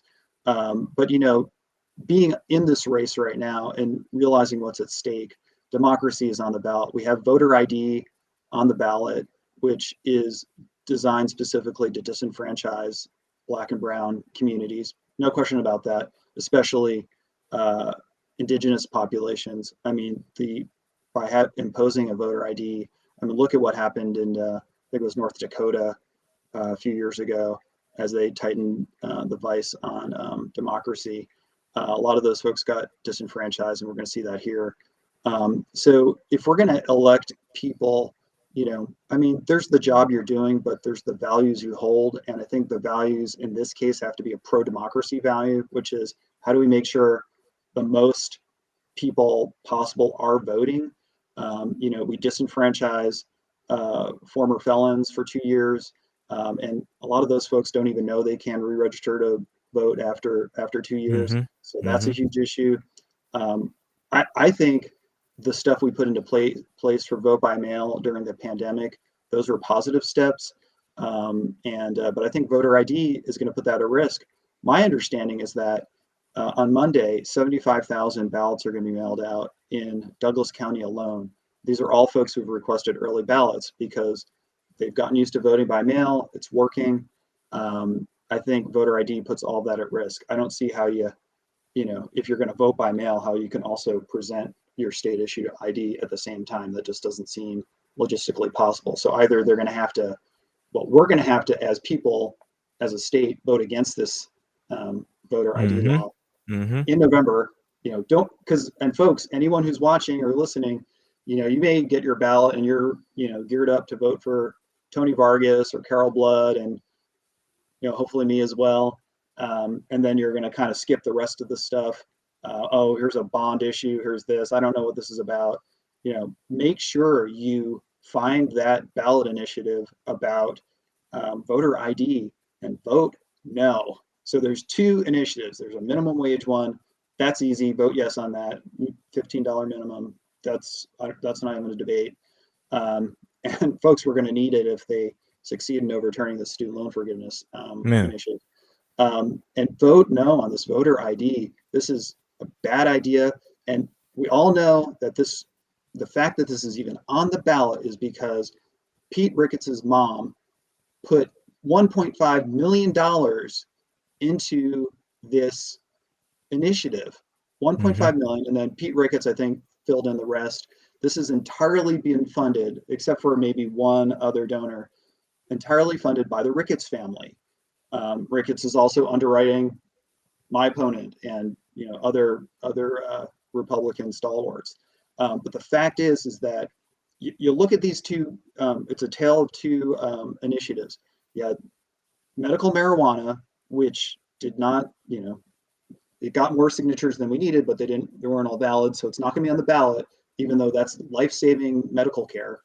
And then on the ballot is voter ID, which will help no people at all, literally will help no one, and will in fact harm us. So you have medical marijuana didn't get on the ballot because they had to do grassroots funding for that. The story was that a major donor died, whatever, tragic situation. So they couldn't get that over the top. Voter ID, they turned in plenty of signatures because they were paying folks. Thanks, Terry, for making that. That's an important thing to attend. Voter ID, they were able to pay, I think they were paying their canvassers like $5 a signature or more. I mean, It was like a lot of questions around that. So imagine the incentive if you're some rando from another state brought into Nebraska, and it's like, hey, you're gonna get $5 a signature. Well, what's your incentive there? It's to basically this is my cat Lucy, by the way. She's a good Democrat. Let me just tell you. Um, Too bad you so can't vote because she's a yeah, cat. she is disenfranchised or just disenfranchised, whatever. Uh, what were we talking Too much. about? It's too much. It's too Uh, much. so I mean, yeah. So you look at this. What's the incentive there? Well, we know they were lying to people. Some people were saying, "Oh, I work for the state. You need to sign this." Some people are saying, "Oh, this just opens the conversation, puts it on the Yeah. ballot." All these Well, I don't kinds of know. things. I don't know if you know, but they did. They in our neighborhoods they recruited a whole lot of young black men, especially, and gave them that $5 a signature thing. That happens in our community. They didn't even know really. A lot of them didn't even know what they were passing around. So I think you hit on something though a little earlier that I'm going to start using because I didn't think of it this way at all. We've been thinking of it as how people in the chat have been talking about it. It's voter suppression, no doubt. Voter ID laws, voter suppression, vote against it. But just for the people who aren't really too concerned about the black and brown folks that are getting disenfranchised by this vote, just think about if you want to mail in your ballot and how inconvenient it's going to be for you if you can't mail it in anymore. You got to go down there now, show your ID. We can hit them on that inconvenience factor as well to make them to decide to vote no. All everything that we can use and get would be great. I do want to jump in the chat just a little bit here and say Marianne Williams said both options for AG in November election are bad, but I'll be voting for the marijuana guy because I just can't vote for Hilgers. Mm-hmm. So that's a strong choice for sure. Also, Terry Crawford is talking about a thing today at 10 o'clock. NAACP press conference today at 10 o'clock on the courthouse steps to oppose voter ID. When we show up, we win. So Yep. if you can get your body down there by 10 o'clock and support that way too, that'll help. Leah Keister says many people who voted by mail in 2020 don't know that they have to request another early ballot. So there's already going to be some issues with the ballots, and I remember they were saying they had a paper shortage and they couldn't send out the green invitation. So, and there was some confusion there. So there's always something there, but I think you're right. They did a great thing over COVID to open up this early mail in situation, and the voter suppression, the voter ID need to have to show ID might kill that for sure. So that's pretty interesting. Also, Terry, him and Pet is in the house. How you doing? Good morning to you. I didn't say good morning to you yet. This would be a great time for me to plug Great Plains Action Society event this weekend. We're hosting a BIPOC Get Out the Vote for Indigenous Peoples Day event this Sunday, October 2nd at the Gene Leahy Mall. We partner with the ACLU of Nebraska, Bluebird Cultural Initiative, and Nebraska Urban Indian Health Coalition, and we'll have community speakers, tables, and with information on how to get registered and who can get registered, swag, food, and drum group round dance. Okay. I hope you add on there fry bread and everything else that we need for us to have a good time out there on that. So she put that in the chat, the event in the chat as well. Marianne Williams says voter ID hurts the elderly and disabled too. I mean, it hurts everybody: elderly, Yeah. disabled, franchises, people of color, and even for privileged people who just are going to be inconvenienced by not being able to mail in their ballot. It hurts everybody. Vote no on it, and that's what's up. We do want you to have some time here to be able to talk about your campaign and also have a question with in regards to Ernest Jackson. I Mm-hmm. Yeah. was there with you at the Culture House when you got asked the question about Ernest Jackson and you didn't know at the time who he was or what that case was. I'm very impressed with the fact that you have looked into it all the way to today, where now I see you on Facebook saying if you get voted in, you will release him. So we definitely want to talk a little bit about Ernest Jackson, but tell us before that, how's the campaign going? And how do you feel your chances are? What are you running into out there? I know you hit the streets hard, so tell us about it. Yeah. So I guess I'll give a campaign update first, and then we'll talk about Ernest. And that's another huge issue on my mind. And and I appreciate you saying that. Like when I was at the Culture House event last year, and someone asked me about Ernest, and I it was one of those things where I went from 0 to 60 pretty quickly on that issue. So, but we'll get into that a little bit more. So, campaign wise, look, we started knocking doors in this race in November of 2021. And we're still knocking doors, getting out in the community, talking with voters. People, I think, are ready for criminal justice reform. Criminal justice reform was the first thing I started talking about. And I feel like the issue has actually gotten more pointed since then, because we had in the spring an opportunity to address prison overcrowding through legislation LB 920, which was introduced by Senator Lathrop and supported by Senator McKinney and others. And it was a bill that could have addressed the issues of prison overcrowding by modifying sentencing, preventing jamming out, and providing for geriatric parole, other important issues. There were 21 of them total. My opponent was appointed by Pete Ricketts to be on this committee that made these recommendations. He opposed LB 920. He was definitely one of the leaders in the opposition to this. Now, we had a majority of state legislators who supported LB 920, including, most of the Democrats, except for one, and then several Republicans, including Mike Flood, who voted for cloture. So we had 26 total, I think, for cloture, maybe a little bit more. But we had Don Klein, we had Aaron Hansen, who's a Republican running for sheriff, opposed to this, and it didn't get across the finish line. And now our prison population continues to increase, and we do have a significant overcrowding problem in Nebraska prisons, and we have a very significant racial disparities problem when it comes to incarceration and sentencing. Pretty soon after I first moved to Omaha, there was a great story in the Omaha World Herald written by Aaron Grace about, and this was early 2007, about, how North Omaha Black child poverty was the worst in the country. And, it was an eye opener to me. And, I think that speaks to this huge issue of the cradle to prison pipeline in Omaha. And, through this entire time, we've had the same county attorney. So you can't divorce the outcomes from the folks in charge. And that was my question, was like, why is he opposing this? Well, I think the inference is there.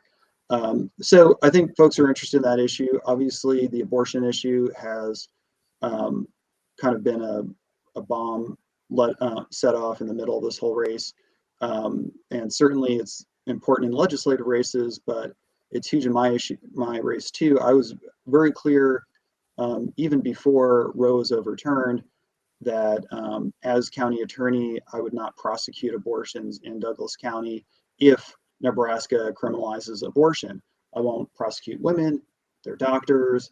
If folks travel out of state to get an abortion, or they get medicine sent to them, not going to do it. I mean, we're already falling behind in terms of prosecuting sexual assaults and other important issues. Why are we adding to this? We already have an example, and folks probably read about this. This is national, if not international news, that in Madison County, Norfolk, Nebraska, soon after Roe was overturned, there was an abortion prosecution where the private Facebook messages between a mom and her daughter, the one who was pregnant, were subpoenaed by law enforcement and used to prosecute this young woman who had a crisis pregnancy. So that's the future, right? I mean, those are the tools available to law enforcement. So it's not me, coming up with some like far-fetched, harebrained scenario that isn't going to really happen. It's already happening. And if you look at Texas and other states that have criminalized abortion, that's the reality. So that's at stake in this election. In my race, for sure, the legislative races, of course, I think they just need a couple more votes to be able to get a filibuster-proof majority. So look at these legislative races. There's good folks out there who are running. I think my race is key in this as well. So we're continuing to knock doors. We have a TV ad. We're going to have a new TV ad. Obviously, we're advertising on Facebook and we're doing phone calls. We're on YouTube. The fact is this. I got into this race almost a year ago, and just to be absolutely honest and frank, with tremendous disadvantages. I'm running against someone who had almost universal name identification. Everyone knows this guy. For one Negative reason or positive. Negative or positive, everyone knows him. And I'm coming in, I served on Metropolitan Community College Board, but, I'm not like a well-known public figure. And, I'm just a lawyer who wants to use my law degree to make things better in our community, whether it's representing tenants in eviction court, whether it's, through my private clients, the nonprofits I've served on. I'm not an insider in the, the law enforcement world by any means. But I knew, after 2020 that we needed a change after what happened with James and that whole situation. But then, the fact that Don Klein switched parties, from being a kind of pretend Democrat to being a full-on Trump supporting Republican. I mean, I was asked in an interview, well, why are you making the connection between Klein and Trump? And I said, I'm not making the connection. He made the connection. He's the one who said in a press conference, I already voted for Trump. I support Trump. Trump is a law and order president, and I'm a law and order guy. It was an easy choice. I forgot he said that. That blew my mind when he said that. At the press conference. As a Democrat, he had already voted for Trump, even though he was a Democrat. Right. Yeah. So when I was asked that, I was like, why are you making this connection? I'm like, I'm just reminding people that he made the connection October 7th, 2020. And that was, I understand. I mean, there's a lot of people, there's a Wall Street Journal article that came out yesterday about people who are Republicans and now they're going to vote for Vargas. I understand there are people who are lifelong Republicans because that's their family and all that, what have you. But in October of 2020, that's when you make the switch. After everything we know. And then, okay, so his point is, well, I was unfairly attacked by activists in the party, or I was blindsided by this resolution. But okay, so that's enough to get you to switch. But January 6th wasn't enough to get you to switch back or to independent or whatever. And the fact that after January 6th, like 2 weeks later, all of these elected Republican officials basically said, oh, well, we can't support his impeachment because he's pretty much out of office anyway. Or, they all started coalescing behind him again. And I'm like, this is Trump's party. You've got some good folks like Senator John McCallister who are still Republican, but, independent. But, this is Trump's party. So if you're voting for a Republican in this election, you have to look at it in that context. And again, he's the one who made the connection, not me. So we're running out of time here. We definitely want to get you a couple words to say about I'm wondering about like how much power does this position have? You made big statements online saying that you would free him. Do you have the power solely to be able to do that if you got elected? I mean, so I wish I could say that, day one, he gets, that's how it should be. He should be out now. He didn't commit a crime. So that's easy. So talking about Ernest Jackson. Now we're talking about Ernest Jackson. Right. And I'm very hot about this issue. The fact that the pardon board mistreated him and his family and the folks who came in from the crime victims' family who are now supporting Ernest. So basically, LB 28 was a bill that was introduced by, I think, Senator Wayne, that would have, amended the post-conviction law to allow for a new trial for Ernest. That's what we need. The county attorney can't just unilaterally free people. That's honestly probably a good thing that there's checks and balances. So we need to advocate for LB 28 or its version in 2023 right away. And any other strategies that are out there legally that I can employ to get Ernest free, I will do so. I'm committed to it. So if LB 28 is passed, new trial comes to the Douglas County Attorney's Office, and we're going to say, hey, there's no probable cause here. We cannot convict this man. There's no basis for it. And then we'll at that point say, hey, let's let's let this guy free. So whatever I can do, and certainly, you asked about the power of the office. So the County Attorneys Association is a significant lobbying presence on criminal justice issues in Lincoln. Usually the Douglas County Attorney is usually on the board or is helping to run the show there.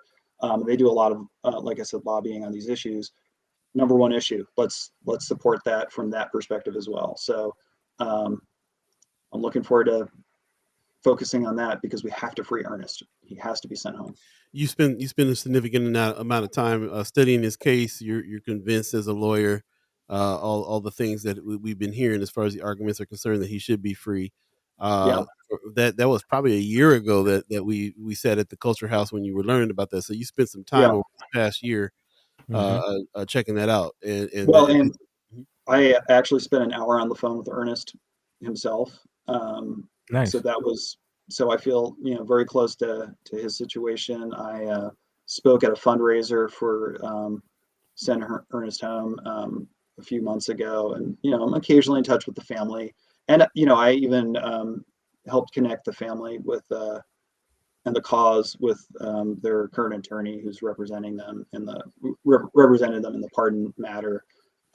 So yeah, I'm super down for Ernest and want to get him out. One more question. Say 8:37 right now. If you're just joining us, we're with Dave Pantos, running for county attorney, and trying to get Don Klein out there scene, get him in for sure. Marianne Williams is putting LB 28 in the chat right now. Provide for motions for new trial based on newly discovered evidence, which leads me to my next question. I know, just like probably everybody else, you've watched the series, you've heard the Serial podcast, and hear the whole story behind Brother Saeed. Yeah, and what we're drawing parallels to Ernest Jackson here because we were saying that the prosecutors actually spoke up, came up with some new evidence, and got him a new trial. Is this LB 28 being pushed right now because we don't have the ability to have a new trial like Brother Saeed got? Is that why this is so important? Yeah, I mean, I think currently the statute doesn't. I think we're past the time of. I think there was this. So what happened with Ernest, just for folks who don't know, and I think a lot of people do know this. Again, I was late to the game. So he was originally sentenced to life, even though he was 17 years old. The U.S. Supreme Court later said that a juvenile can't be sentenced to life. So people thought then, oh, well, he's going to get a new trial now because his sentence was invalid constitutionally. No, that's not what happened, unfortunately. So what we need is the law to be changed so that to kind of expand the definition of what is newly discovered.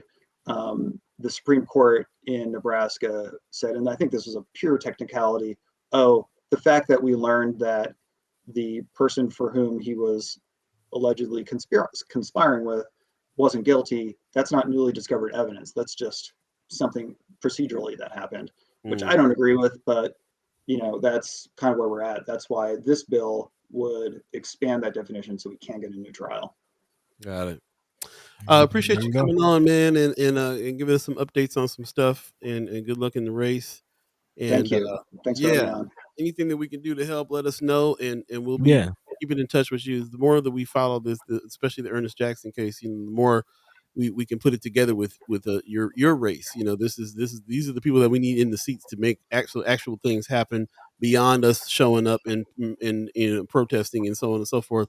Like we're trying to be action-based group here, and getting people in the seats that can make these decisions is to me a better action. So hopefully, just remember, even if an LB 28 passes, if we have Klein in office, we're not going to get a new trial.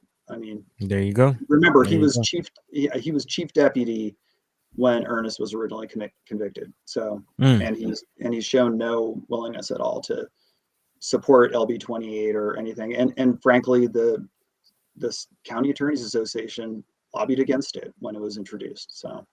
So you mean to tell me Don Klein was directly involved? Like this is partially Don Klein's wrong as far as Ernest Jackson's conviction. I'm saying that. Yeah. Woo. Yeah, he wasn't the prosecutor on the trial, but he was a part of it. He'll say, "Hey, I was chief deputy." Then I mean, his whole campaign is based on, he's got the experience, he's been in this office, well, what has he done with that experience? How has he advanced the cause of justice? So you have to look at the outcomes. So there you go. Don Klein is a jive turkey. That's all there is. Where can we go as far as website wise, social media to get involved in your campaign, maybe help knock some doors or even just familiarize ourselves more with your platform? Sure. DavePantos.com. You can sign up there. Pantos for County Attorney on Facebook, at DPantos on Twitter. I think it's Pantos for County Attorney on TikTok. We have some TikTok videos. Yeah, I even have one on Ernest Jackson. I have an Ernest Jackson TikTok. Okay. So, you're not doing no dancing. You're not dancing anything. Right? I have no dancing. That's too bad. Oh, okay. Yeah. We'll see how the campaign goes. If I get desperate, maybe I'll start dancing. Just don't know. Oh, well, hopefully it doesn't get to that point. We definitely support what you're doing over here.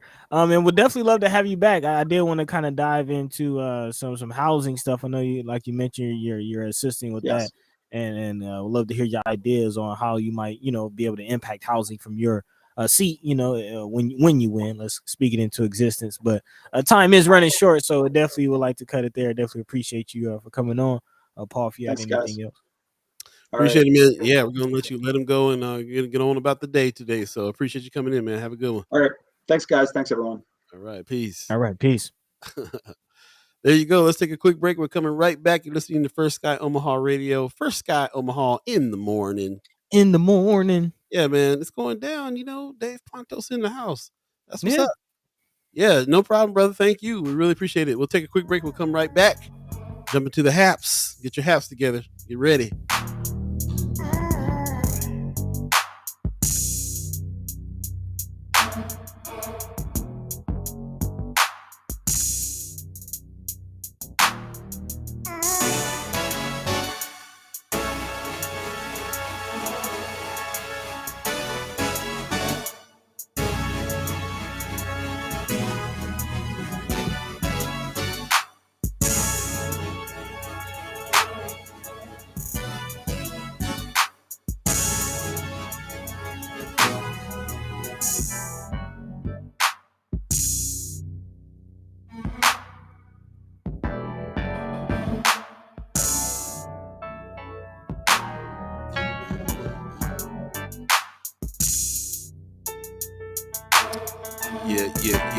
Yeah. Welcome back. First Sky Omaha Radio. First Sky Omaha in the morning. All Beee, Buddi3 Da Gawd. Thanks for all your chats and questions and statements that you made here for Dave Pantos. Appreciate it. Everybody's giving us some thanks and all that good stuff. Wanda Lewis says, "Good morning, Miss Erica Felt. Miss Erica Felt, are you in the chat? There you are. Lots of great happenings in these comments. Yeah, it is. Appreciate it." Leia Keister says, "Your TikTok is great." I guess she follows him over on TikTok. So check out Dave Pantos on TikTok. See what he's doing. The Leia Keister's over on YouTube. Appreciate that. I know that Rome's reviews gave a what's up YouTube people in the chat a little earlier, just saying what's up to everybody that's on YouTube. Appreciate that. Like and subscribe, do all those good things. Before we get to the haps, Buddy, you want to do a little lightning round of some of the rest of the stuff we were talking about before we get going? My thoughts exactly, man. My thoughts exactly.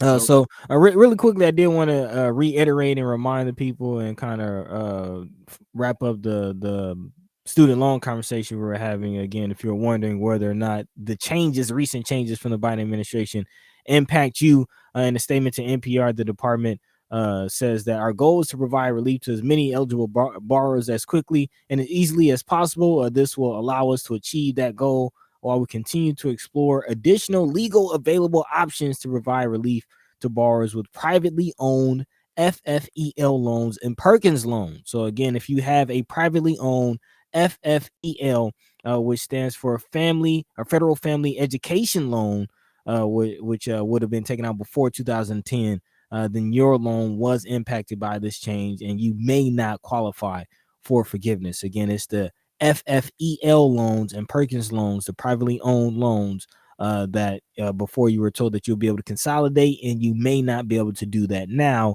as a result of these lawsuits. So just wanted to clarify that. for the people. Again, if you have a FFEL loan, you might want to contact your loan provider for more information. All right. Let's move it along. There. And other news, big shout out, positive news. Big shout out to my man Julian Young getting some shine, actually getting a write up in Entrepreneur. I believe this is a magazine, Entrepreneur Magazine. Check them out, entrepreneur.com. Yeah, big time, man, big time. Getting some shine for his platform, for his business advisory group. Julian Young Business Advisors, right there on 30th and Ames, right next to Scooters, right next to the headquarters, as we like to call it. So he's changed some lives and definitely impacted some businesses that are already thriving in the community. So big shout out to my man Julian and his wife Brittany for the work that they're doing in the community. And we've actually tapped in with them recently, and we'll be getting into some work here pretty soon. So yeah, big shout out. We need more of that in the community. No stuff. In other news, Mayor Stalter changing her tune on the Harney Street bike lane, the Market to Midtown Bikeway, as it is being called. Apparently, Mayor Stalter announced Thursday evening that the city is reversing course on the plans to remove the lane. In a statement, she did say that a private donor will provide funding to maintain the bikeway until construction of the city streetcar system begins. So there's still some questions surrounding that, and it is interesting that she's saying that a private donor stepped in to save it, because thanks to one of the chat chimers, they do have money, and actually the nonprofit that was behind that have money also to continue paying for that project. So it wasn't about the money. We're going to continue reading between the lines, especially as we get closer to the streetcar building situation. So yeah, we'll continue to look at what's going on with Tiff Alley, as we like to call it. Yep. And then finally, in other news, big shout out to Army veteran Anthony Triplett Jr., who is apparently spending 20 hours a week walking around the campuses of Washington School District. Apparently, this Army vet is in Lacey, Washington State, patrolling around his daughter's school, man. So more fathers like that. More fathers. Yeah, he's like, you know, they ain't doing enough. They're not doing enough to stop these school shootings. I'm retired. I might as well walk around with my gun. Of course, he's a black man walking around with a gun, so he's causing up a whole bunch of ruckus in town. People saying they feel unsafe, but he's like, well, you just had to be uncomfortable, because I'd rather the kids be safe, and I'd rather the teachers be able to teach, which I thought was an interesting statement too. Like, don't arm these teachers. Let them be able to teach. Let's just have some protection here. There you go. Shout out to all the mad dads out there too. Very, very true, for sure. Wanda Lewis asked a good question. How does a private donor help with something that's already in place? Make it make sense. Look, man, we're gonna have to bring that back on Monday. You know, this is supposed to be the lightning round, but there's more to read. Like y'all smelling it, man. Y'all smell it. Yep, for sure. And with that, we're gonna go ahead and jump into the haps. So you definitely have an extensive haps today. So here we go, y'all. What's happening? What's going down? We never listen to the song no more. Go wiggle. Chair wiggle on. It's time for the haps. It's time for us to talk about what's going on this weekend. And time for you to talk to us and tell us about what you think is important as well. I will jump into something in the chat real quick just to reiterate. Kateri Him Peto says, Great Plains Action Society event this weekend, hosting the BIPOC Get Out and Vote for Indigenous Peoples Day event this Sunday. Remember, this is Indigenous Peoples Day coming up. And October 2nd at the Jean Leahy Mall, we partner with the ACLU of Nebraska, Bluebird Cultural Initiative, in Nebraska Urban Indian Health Coalition, and we'll have community speakers, tables, and information on how to register and who can get registered, swag, food, and drum group round dance. That's what's going on. So I appreciate you putting that in the chat. She put that in the chat as a Facebook event. Definitely check that out. Our voice, our vote. BIPOC, the vote for Indigenous Peoples Day. That's what's up. Appreciate that. Did have that graphic there, that one that has all the stuff on it right there. October 2nd from 3 to 5 CST at Jean Leahy Mall Park. Anybody been to the new Jean Leahy Mall? It looks pretty nice on the pictures. I haven't been out there yet, but that's what's up. Guest speakers, and I'm glad there's going to be some drum circles and stuff going on in the park. That's what I like to hear. That'd be dope for sure. So appreciate you bringing that to our attention. That was one we're absolutely going to be talking about here. Buddy, any other haps that are jumping out to you? Yeah, a little further down in the chat, actually, shout out to Terry Crawford for dropping this again in regards to the voter ID situation. NAACP will hold a press conference today at 10 on the courthouse steps to oppose voter ID. So again, as she says, when we show up, we win. So again, if you can make it, definitely show up and support opposition to voter ID, i.e., voter suppression in the state. That's what's up. Really appreciate that. Bringing that to our attention now. Also, I gotta give a shout out to the ladies who are doing the Chigona the Chigona Fest, 2022 Midwest Chigona Fest, which I think is really really awesome. Just holding it down. There's a nice article in the Omaha World Herald about these ladies that are putting this on. Celebrate Chigonas and support local business on National Chigona Day. I like that. October 1st at Stinson Park. So this is going to be the first of many that's going down. Definitely going to check it out. You know the tacos are going to be off the chain at this spot. All the good food trucks going to be out. Live music performances, games, prizes, all that good stuff is going down. That's October 1st at Stinson Park. Definitely go check that out. And check out the story behind the ladies that are doing that. We'll put that article in. I think I already did put that article in Friends of First Sky Omaha and check out see what they're doing as well. Appreciate everybody that did that. Let's see. Conterior Human Petros talking about where the rally is going to be there, right in the middle of the mall in the strip between the slides and amphitheater. Okay. Definitely check it out over there. And moving on, as far as events are concerned, we do have there's a show coming up at the Benson Theater that I think is really important. It's called Micro. It's a red carpet premiere. What it is a local film and TV show that is getting ready to be premiered, and it's about microaggressions, which I think is something that is going to be very much still talked about. If you guys are familiar with Amber and Lacey Ruffin, they wrote a book called "You'll Never Believe What Happened to Lacey," which is a New York Times bestseller. These are two ladies from Omaha that wrote this, and they are talking deeply about microaggressions, things that happen at work. They give many, many examples of those things.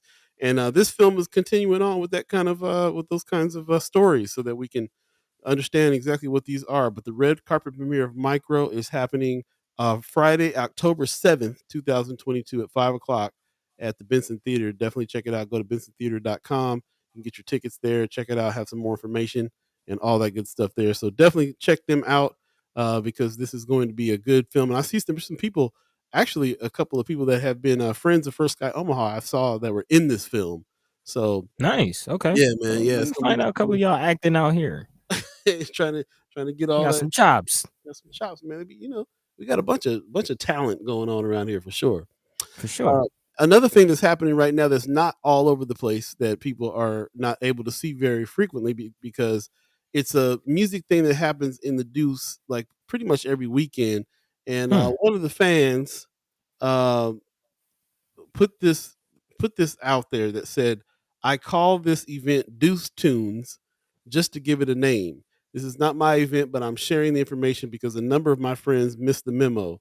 This live music jam session is hosted by local musician icon Nate Bray, and is open to all musicians, vocalists, and lovers of both. The setting is casual, simple, and very chill. Bring a chair, and bring a bottle of water, bring a friend. This family-friendly event will take place every Sunday at 4 p.m. until the Nebraska weather changes. This Sunday, October 2nd, is expected to be a beautiful day with clear and skies and temperatures in the 70s. The location of the event is actually called Dreamland Plaza, there's a picture of it there. You know that little park there. But the closest tag I can bring up is this historic district. The plaza is located on 24th and Lizzie Robinson Avenue, which is just a few blocks south of Lake.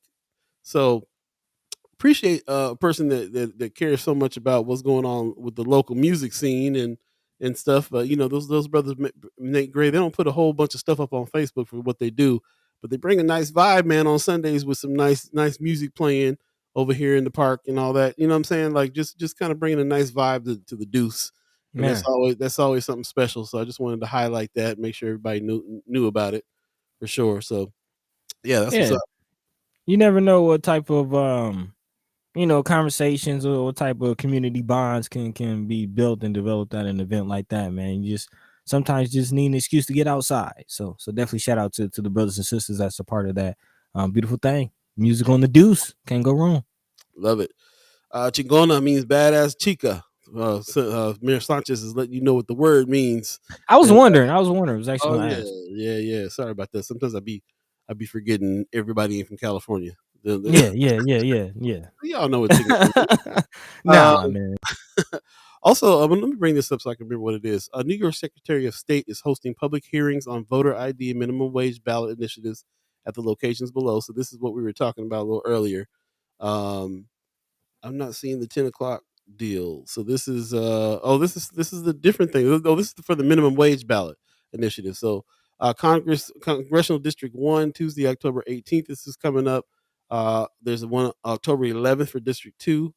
And they're giving some places here. So District 3 is October 6th. These are places that you can go and there's supposed to be a public hearing, so you're supposed to be able to speak your piece about upping the minimum wage. Again, they're trying to up it to $15, and this is their attempt to try to get some public input here, from what I'm understanding. So the New York Secretary of State is hosting public hearings on voter ID and minimum wage ballot initiatives at these locations below. So you can also speak on the voter ID part too. We're trying to not vote on that and vote for the minimum wage ballot initiatives. And on Yep. all these times and places, you can see that. We'll put that in the Friends of First Sky Omaha as well. Times and places for all of those things. So take note, and you can always come back to the show later after the show's over and get and copy this down if you don't see it in the Friends of First Sky Omaha. So some definite things that we need to be really looking at, man, and trying to speak up on and get as much attention on these things as we can, so people can understand what they're supposed to be voting for and what they're not supposed to be voting for. That would be great. Definitely. One more thing I want to pull up too is there's just because it's coming up on October 3rd. We got this from one of the Friends of First Sky Omaha that's saying, bring your kids over and get them into some the wrestling team. Get them on the wrestling team. They can come on in Monday, October 3rd at 5:30. Contact Roger Parker. There's a number there, 402-359-3289. Kids who need to kids who need physical activity, strong male role models, and structured reward-based environments. Have them come join Ready RP National Wrestling Team, the toughest team in town. I say wrestling, y'all say wrestling out here in Nebraska. Wrestling. There's wrestling, and then there's wrestling. It's wrestling, and that's what we're trying to get them going. This place is really known for some of that. It's got some great people that's come out of the state that are champions of wrestling.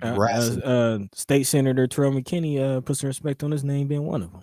Most deaf. We got some more things that are coming down the line. October 22nd for the Wake and Bake.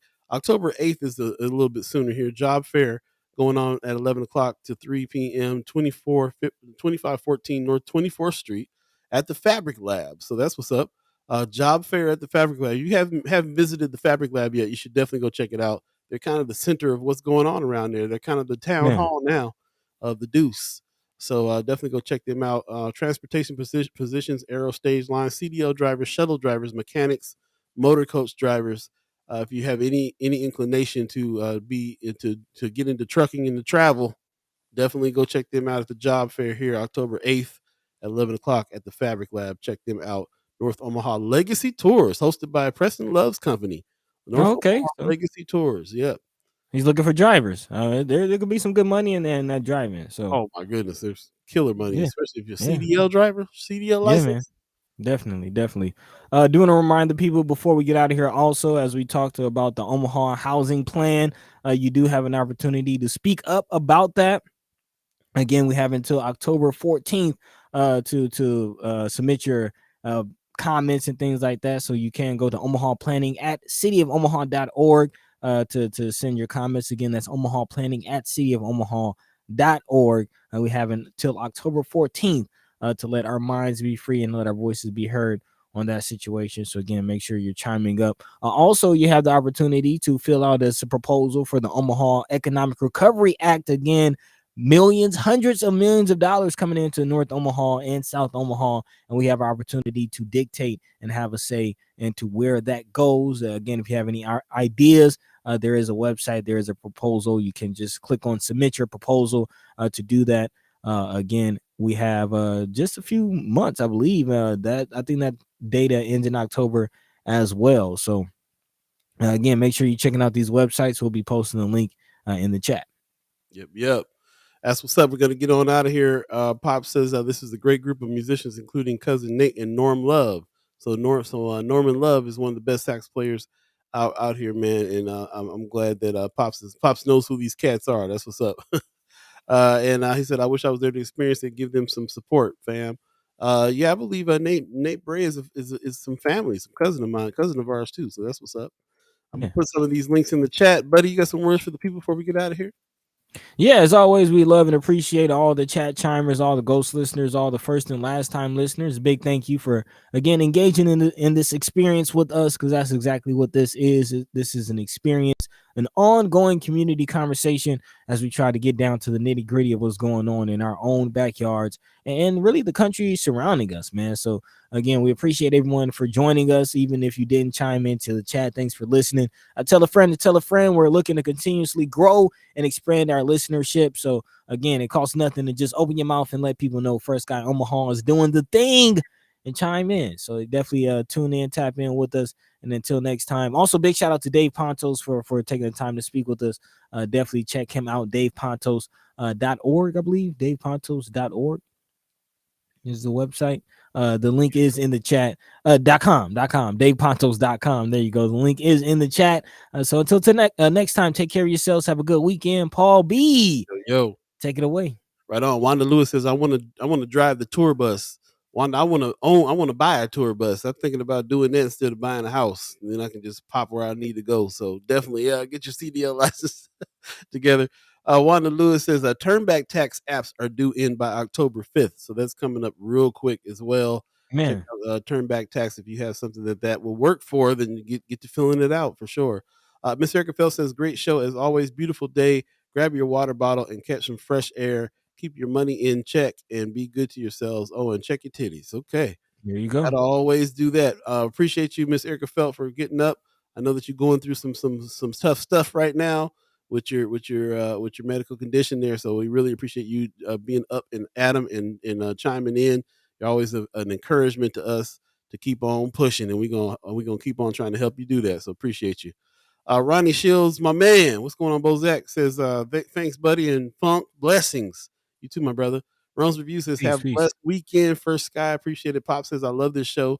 Thanks, squad. And chat chimers, have a great weekend. See y'all Monday. Mama God says, love you, fam. Appreciate you. Love you too, Mama God. Hey. That's what's up, man. All the love. Love it, love it, love it. Really appreciate everybody that's chimed into the chat. I appreciate everybody that is a reoccurring member of the channel as well. I know that there's some people that they're fluctuating. Sometimes if it's too much, man, go ahead and release yourself from that obligation. If it's too much, we're not out here trying to gouge people. We're just trying to keep this thing afloat. So we appreciate any donations that come through.